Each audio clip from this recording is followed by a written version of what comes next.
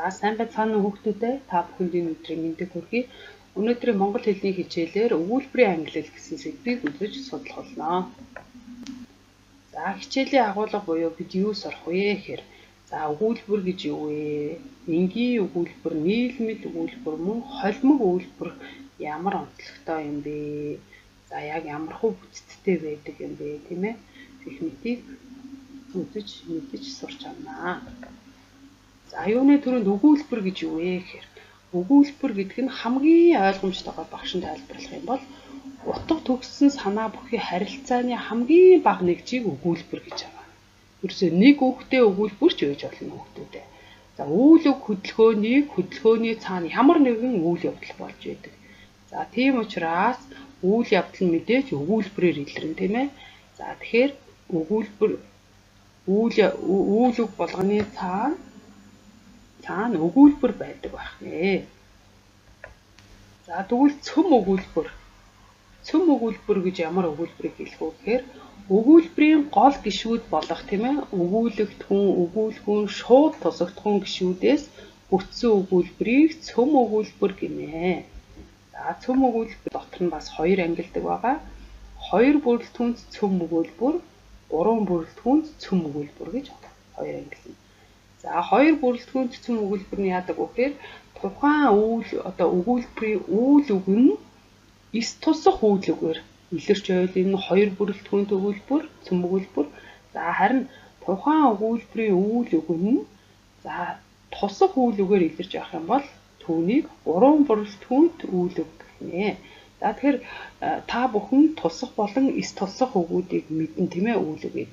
За тусах үйл үг нь өмнөө байгаа үгийг заахын ялгалаар захирч чадаж байвал энэ тусах үйл үг.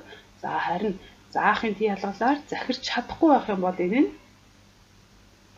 эс тусах үйл үг болдог, тийм ээ хүүхдүүдээ. Өөрөөр хэлбэл үйл үгийн өмнөх үг нь заахын ялгалын нөхцөл авсан эсвэл даалт хэлбэрээр аваад хэнийг юу гэсэн асуултанд хариулагдчих байх юм бол үнийг тусах үйл үг гэдэг байна.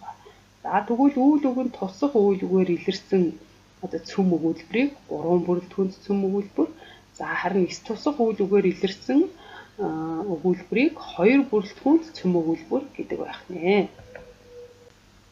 За дараа нь өгүүлбэрийг бас энгийн өгүүлбэр, нийлмэл өгүүлбэр гэж хоёр ангилдаг хүүхдүүдээ. За энгийн өгүүлбэр гэдэг нь нэг өгүүлбэрийг энгийн өгүүлбэр. Нэг өгүүлбэр буюу нэг л үйл үг байх нь, тийм ээ. За нэг л үйл үг байх юм бол түүнийг үйл үгээс бүтсэн өгүүлбэр байх юм бол энгийн өгүүлбэр. За харин хоёр ба түүнээс дээш өгүүлбэр нийлмэл өгүүлбэрийг бүтээдэг байна. За өөрөөр хэлэх юм бол яах нь хоёр ба түүнээс дээш энгийн өгүүлбэр нийлж нийлмэл өгүүлбэрийг бүтээдэг байх нь, тийм. За жишээ нь энгийн өгүүлбэрийн жишээ өвөө өнөө өглөө эрт босов. Өвөө хань хариулав гэсэн хоёр энгийн өгүүлбэр байна, тийм ээ. За тэгвэл энийг яаж нийлмэл өгүүлбэр болгох вэ гэхээр өвөө өнөө өглөө эрт босоод хань хариулав гэж нийлмэл өгүүлбэр болно. За нийлмэл өгүүлбэрийг дотор нь зэрэгцэн нийлмэл өгүүлбэр, угсарсан нийлмэл өгүүлбэр, харилцан угсарсан нийлмэл өгүүлбэр, холимог нийлмэл өгүүлбэр гэж дөрв ангилдаг байна. Зэрэгцэн нийлмэл өгүүлбэр нь ямар онцлогтой вэ гэхээр хараа хоёр ба түүнээс дээш энгийн өгүүлбэр нэг нь нөгөөгөө захирахгүйгээр тэгш хэрэгтэй холбогдсон өгүүлбэрийг зэрэгцэн нийлмэл өгүүлбэр гэв.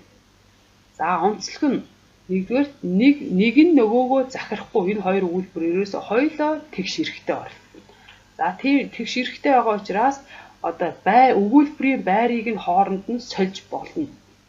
За гуравдугаар гэх юм бол үйл явдал нь ерөөсөө нэг цагт зэрэгцэж болж идэг. За дараа өгүүлхэн тус бүрэн буюу тухайн үйл үгүүд нь тусдаа үүлийн эзэнтэй байна. За харин холбох арга нь зэрэгцүүлэг холбохын Ж, Ч, Н, А, Д, Од, Өөд, Саар, Сэр, Соор, Сөөр гэсэн нөхцлөөр холбогдно. За харин зэрэгцүүлэн холбох үг буюу ба, бөгөөд, буюу агаад эсвэл байвгай боловч тэгтэл, төдийгүй, түүнчлэн, атал, нэг бол гэх мэт одоо зэрэгцэн холбох үгээр холбогддог байх нэ. За жишээ нь өнөөгийн ардын жүжигчин Мегмар наран театрын гадна гансарч ган төмөр гэртээ муурт хижээж нэрт жүжигчин Нямсөрөн сувд нар багшилж цэрэн пагам хөдөөхээр тэмж явсан үе байв да. За энэ өгүүлбэрийг харахад тал үйл явдал нь яаж вэ? Нэг цагт болж байна тийм ээ. Үйл явдал нэг цагт болж байна. За тэгээ дээрэс нь зэрэгцгийн жээчээ нөхцлөөр холбогдсон учраас үүнийг хараад зэрэгцэн нийлмэл өгүүлбэр байна гэдгийг хэлбэр таньж болох нэ. За энэ мөн хаврын урин цаг орж ирж цэцэг ногоо дэлгэрч анхлуун үнэртэх бөгөөд гайхалтай сайхан харагдана.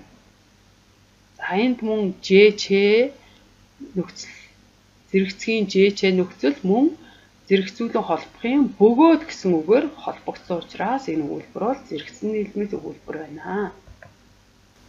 За дараагийнхаа угсарсан нийлмэл өгүүлбэр.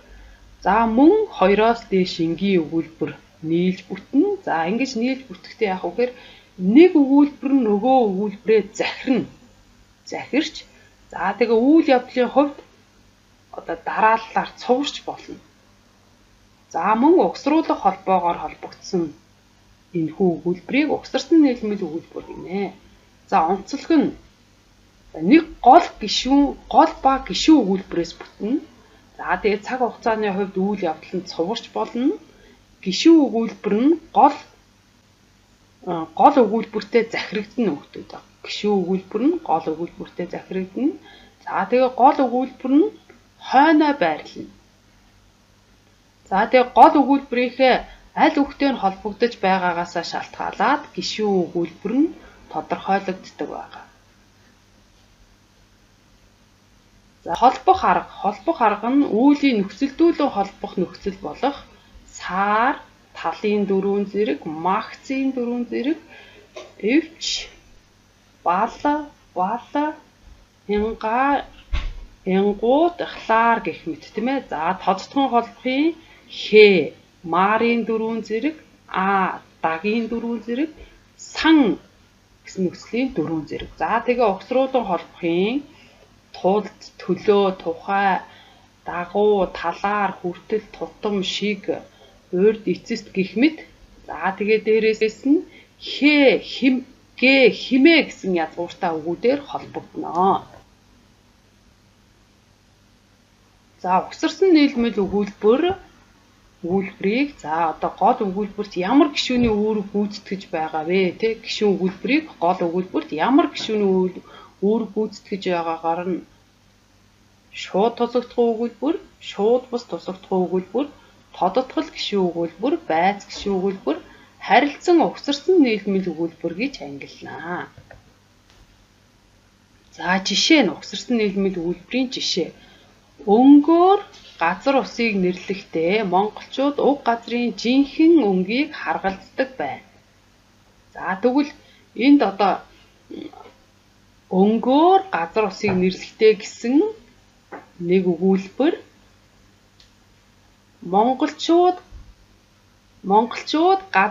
уг газрын жинхэнэ өнгийг харгалздаг байна гэсэн гол өгүүлбэр байна тийм ээ. За дээд нь өнгөөр газар усыг нэрлэхдээ гэдэг нь гишүүн өгүүлбэр. За тэгэхээр гол өгүүлбэрийн харгалздаг гэсэн үйл үгэнд өнгөөр газар усыг нэрлэхдээ гэсэн гишүүн өгүүлбэр нь бүхэлдээ захирагдаж байна хүүхдүүдээ. Угсарсан нийлмэл өгүүлбэрт за гишүүн өгүүлбэр нь гол өгүүлбэртэй захирагдана гэсэн тийм ээ. За тэгвэл хоёрдугаарх нь шавжны байгальд үзүүлэх хор нөлөө асар их.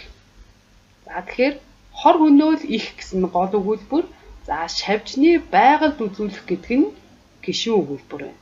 За тэгээ шавжны байгальд үзүүлэх гэсэн өгүүлбэр нь гол өгүүлбэрийнхээ бүрэлдэхүүн гишүүнд захирагдаж тийм ээ. Бүхэлдээ яг ямар гэсэн асуултанд хариулагдаж байгаа учраас энэ маань тодотгол гишүүн өгүүлбэр болох нэ. Холимог нийлмэл өгүүлбэр бол маш амархан хүүхдүүдээ. За дээр дурдсан тийм ээ зэрэгцэн нийлмэл өгүүлбэр, усарсан нийлмэл өгүүлбэр, харилцан усарсан нийлмэл өгүүлбэр ерөөсөө бүгд холилдож орсон бол түүнийг холимог нийлмэл өгүүлбэр гинэ. За жишээ нь Монгол эхийн гал уураг ховдоглон хөхөж хоньны хөдсөн үлгийд үнэгчлэн торинсон. За энэ бол тийм ээ хөдсөн үлгийд үнэгчилж хөхөж гэх үед одоо зэрэгцэн нийлмэл болон угсарсан нийлмэл өгүүлбэр холилдож орсон байна.